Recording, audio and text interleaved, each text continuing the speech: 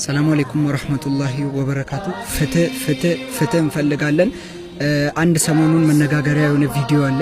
አንዱ ዝም ብሎ ወጥቶ ረሱላችንን ሰለላሁ ዐለይሂ ወሰለም ተሳድቧል እና እሱን በማጀብ ደግሞ ግብረ አበሮቹ እዚያ አጋሮ ላይ እየኖሩ ረሱላችንን የሰደበውን ሰውዬ በማገዝ ከጎንህ አለን በማለት አብሮት እየተባበሩ ይገኛል። ግማሾቹ ታስሯሉ፣ ሌላዎቹም ተይዘው ተለቃቅመው እንዲታሰሩልን እንፈልጋለን። እኛ የሰው ሃይማኖት ላይ ደርሰን አናቅም። ማንም ደግሞ ሃይማኖታችን ላይ እንዲደርስብን አንፈልግም። እኛ የሰውን ሃይማኖት ተሳደቡ የሚል እንትንም የለንም።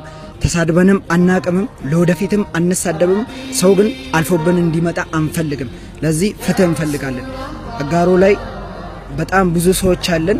እንግዲህ ሁላችሁም ቪዲዮ በመስራትና ሁላችንም በመተጋገዝ ይሄን ነገር እልባት እንዲገኝለት ማድረግ አለብን።